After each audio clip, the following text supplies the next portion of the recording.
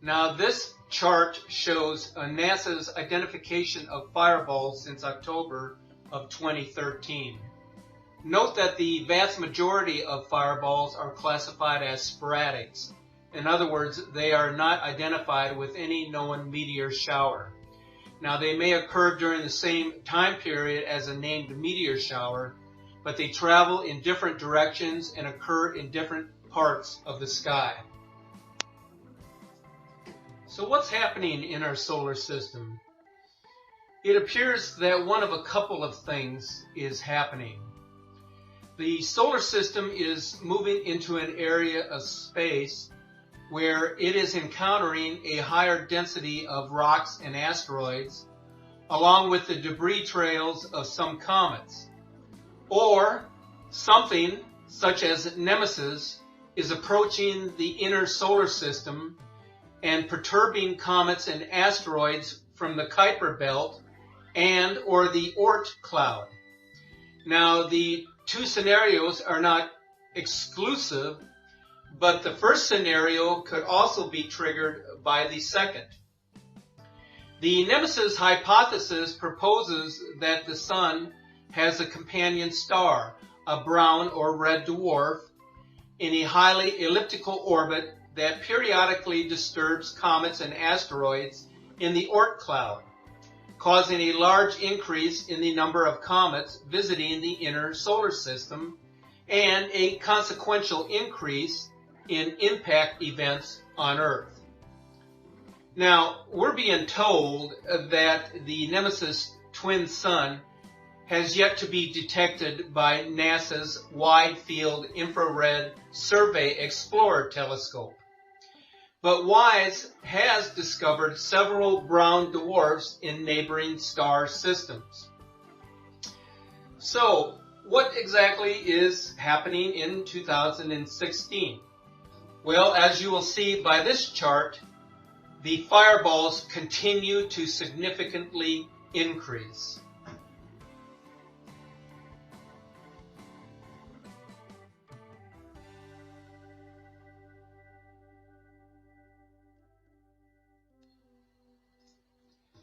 The weather keeps getting more and more extreme, with records being broken every day. Here's a shocking example for you. In the year 2015, this was the first year in records going back to the year 1875 that we have seen more confirmed tornado-related deaths in December than in the rest of the year combined. We now not only have land hurricanes, but we have winter blizzard cyclones and river flooding at the same time. We're seeing snow in areas where it has never snowed before. Vietnam, Laos, Taiwan, southern China, Okinawa, and the Caribbean. These are subtropical and tropical countries where they shouldn't have snow. Some of these places have received up to 7 or 8 inches of snow. For instance, in Vietnam, south of Hanoi, they received 7.87 inches of snow. This is the first snow ever in this area. Temperatures dropped into the mid-20s Fahrenheit in December, when normally it is supposed to be in the mid-70s. Meanwhile, in the Arctic, temperatures were 50 degrees above the average. Now, this has never happened before, where you have snow and 50 degrees below normal in the tropics, and then 50 degrees above normal in the Arctic. This is unprecedented. In December through January in England, where only a few flowering plants may be in bloom due to milder winters, there was this past winter more than 600 species in bloom, 612 to be exact. Never before in history has this happened. In addition, rains and flooding are at unprecedented levels across the globe.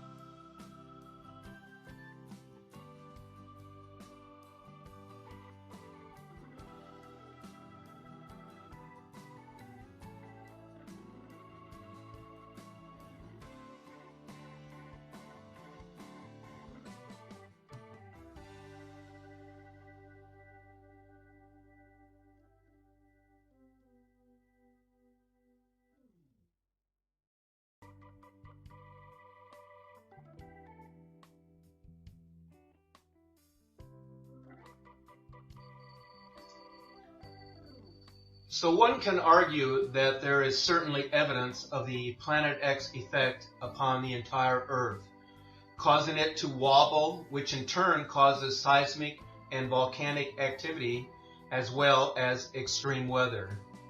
The Planet X effect is setting the Earth up for a coming pole shift. The world's elite know this is coming. This is why they have prepared underground shelters and seed vaults in key parts of the world. This screen capture explains this relative to where the new equator is expected to be. The hypothesis of a major pole shift is the belief that during the shift, the North Pole and the Arctic Circle will be pushed considerably to the south, thus causing the southern hemisphere and Antarctica to be pushed further north above the line of the equator.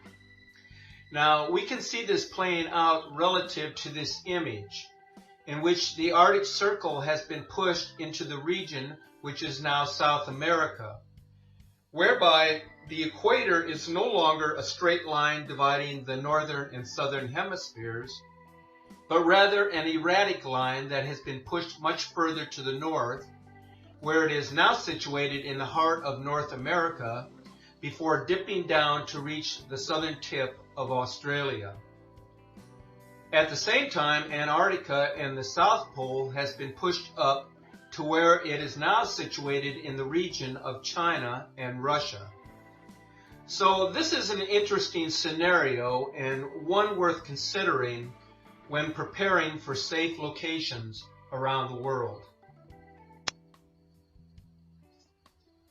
We are now in the preliminary stages of Earth's axis shift. The evidence of this can be seen in this photo taken after the earthquake, in which Kyushu Island in southern Japan was devastated. The drone footage you are about to see is absolutely astonishing. While watching this, it is difficult to believe the extent of the devastation that has taken place on Japan's southern island.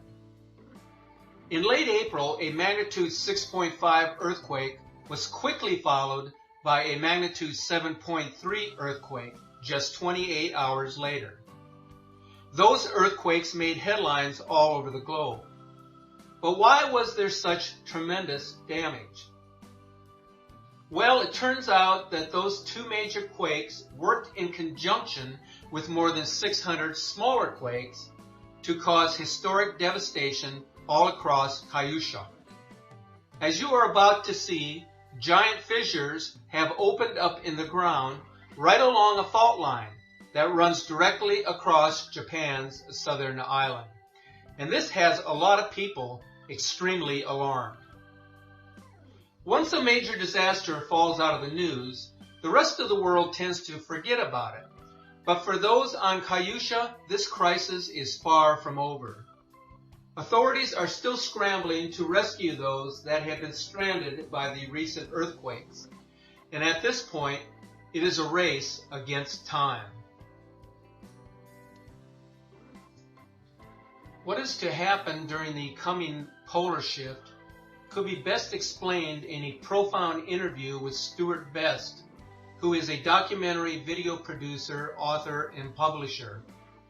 As you listen to this 13-minute interview, you will be overwhelmed by his expertise regarding the coming pole shift, accompanied by a series of megaquakes and the days of darkness brought on by the arrival of Planet X.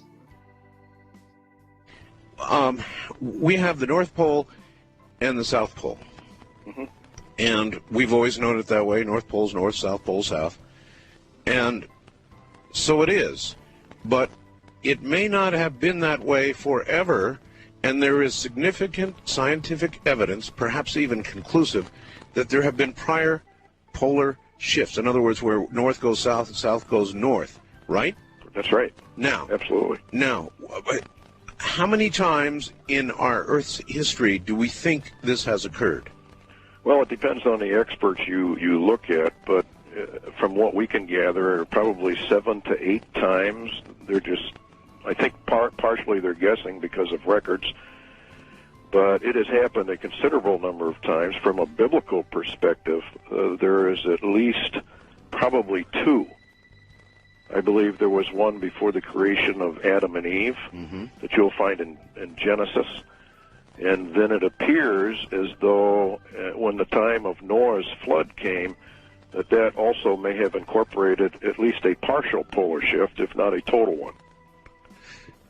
And then a very interesting event occurred in the days of Peleg, which occurred maybe 250 to 300 years after the flood, in which it says the earth was divided, and that would have been a gigantic earthquake, which, according to the ancient records, set up the nations as we know them today.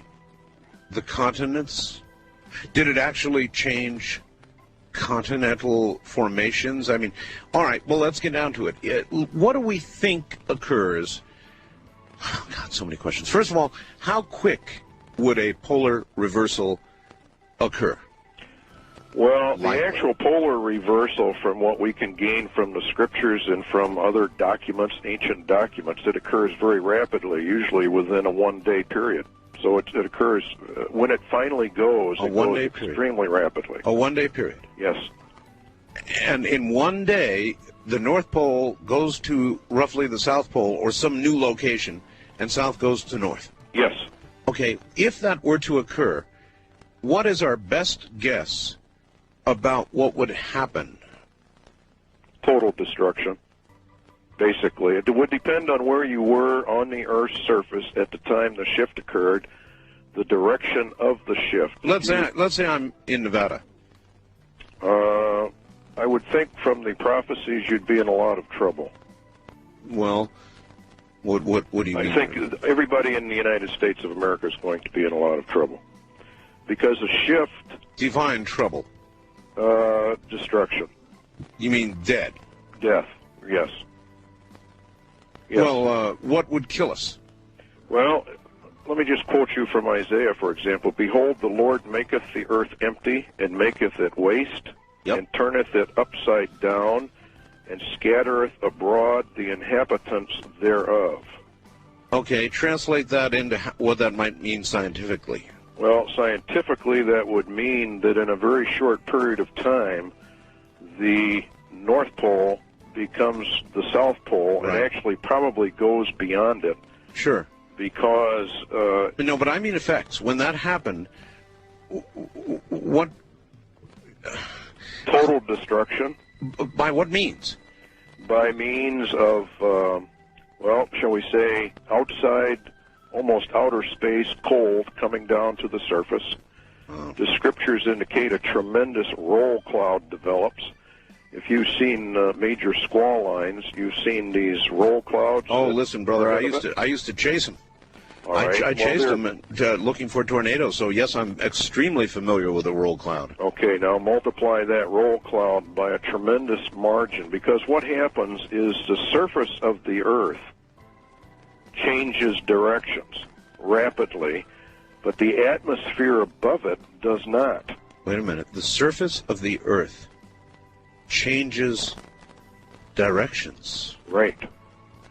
In a shift, the Earth is tilted at approximately 22.5, 23.5 degrees. Right. All right. Now, when a shift occurs, that tilt, the Earth, the North Pole, starts to slide to the south. Now, as it slides to the south, it is fairly solid, so the crustal part of the Earth just simply slides. But the Earth, or the atmosphere, does not catch up with it. It doesn't just move with it. Oh, my God. You know, I once had somebody on here talking about polar shift, and he said there would be 800-mile-per-hour winds. Oh, I would think probably at least that, probably even more. And so, if I just heard you correctly, you're saying the Earth's surface would move, but the atmosphere wouldn't. The net effect, though, would be atmosphere moving by us, or us actually, it wouldn't make any difference. The net effect would be stupendous winds. Yes. Yes. In fact, the atmosphere would actually begin to roll back as the surface of the Earth accelerates in the shift. Because the atmosphere cannot keep up with it. It begins to roll back, and it creates a huge vacuum area. For the first time, I understand this. And then air from the outer space comes down because it's super cold, and you have instant freeze of anything that happened to be there that would... I take it you mean actually upper atmosphere, Yes. the very thinner, very cold upper atmosphere. Yes. Anybody who's ever been in an airplane, one of the recent 747s, when you look at the outside temperature and you're only at like 40,000 feet, the outside temperature is like minus 80, minus 90 degrees typically. Yeah, it gets pretty chilly up there. Just that far up. So further up in the atmosphere, of course, it's if that were to suddenly come down... Well, you have instant freeze, which probably explains the findings in Siberia and whatnot. You mean the vegetation in the woolly mammoths? Yes. Yes. Instant freeze. They were quick frozen in a split second. The only thing that would do that is super cold air approaching, because of wind chill factors. And it would have to be very fast. Oh, instantaneous. They would never know what hit them. Nobody would know what hit them.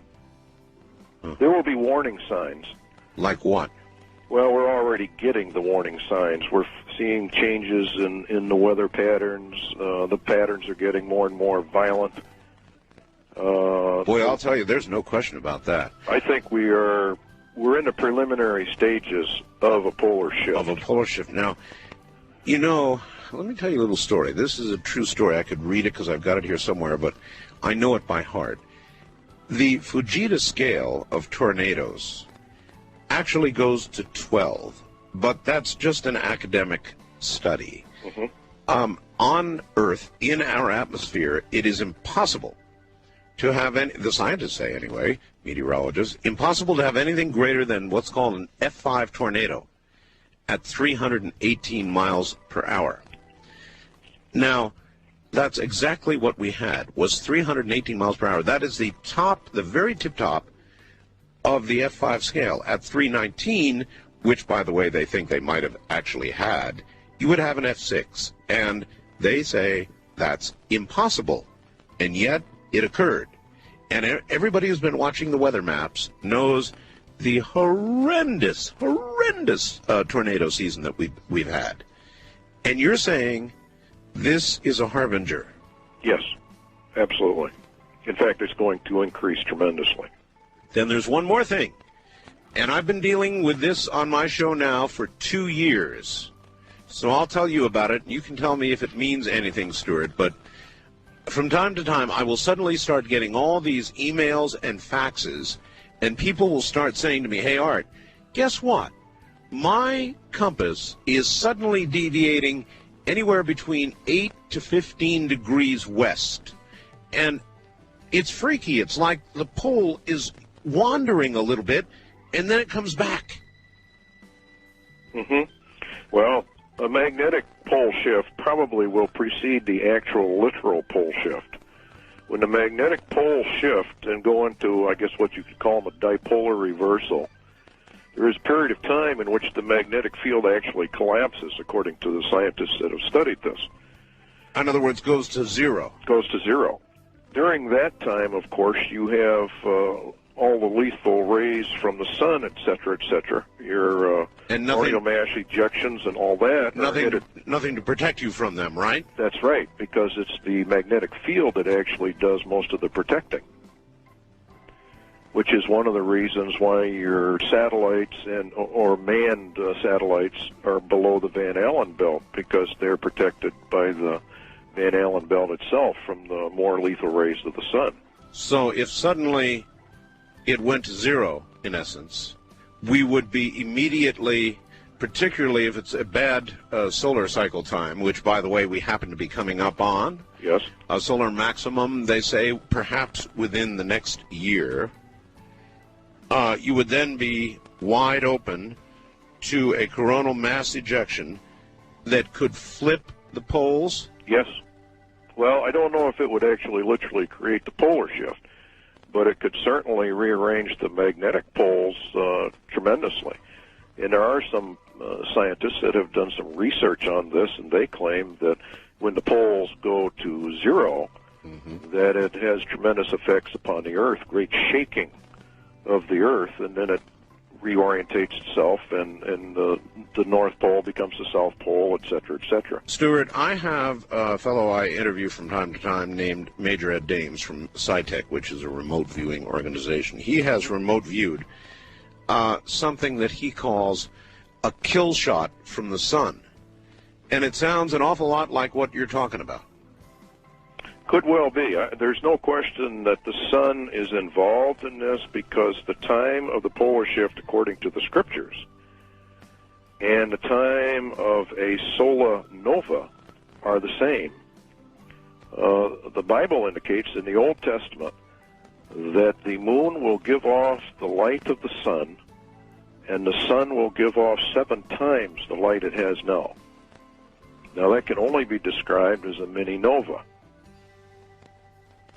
You know, it's interesting you should mention this, because I've been reading these stories just in the last few days about scientists seeing these suns go into this apparent nova condition a lot lately. I mean, they've got all kinds of new information about it, and if other suns can do it, I mean, our sun is not that unusual. That's right. It could do it too, couldn't it? It not only could, according to the prophecies, it will. And actually, the way the Lord worded it, he said the heavens will be shaken, and the powers of the heavens will be shaken. In other words, things sort of go off from their normal course. The book of Enoch says the moon shall change its laws and not be seen for its proper period. Would anybody on Earth live through such an event? Yes, there are survivors. According to the scriptures, there are survivors. Well, not many. How about scientifically? I don't in any way put down the scriptures, and I realize you're coming at this from a Christian perspective, which is fine. But scientifically, if what you suggest occurred, how would anybody live? I think, again, it would depend on your location upon the planet in relationship to the spin of the polar shift itself. In other words, if you were in an area where you were sort of in the pivot area, probably not a whole lot would happen to you. But those on the outside of the shift, you see, would have tremendous damage. Oh, I absolutely do see. In other words, inside you would hardly feel the motion. Outside, you'd be thrown from here to Kalamazoo. Yes. So there you have it, folks. It's time to see the real evidence of what is truly happening in our world. The next couple of years could very well be the beginning of the Great Tribulation that so many scholars and theologians have spoken of. Take this time to ponder and study what has been presented to you in this video. And as always, you are encouraged to view all of the Planet X videos in our playlist, and especially the videos entitled Nibiru, Planet of the Crossing, which is an animated version of what to expect during the planet's passage, and also the video entitled Planet X Nibiru, the Celestial Nemesis, which provides a compilation of amazing captures of the Planet X system over the years. We'll be keeping you updated on a regular basis as this celestial scenario plays out. But in the meantime, peace to you and have a great day.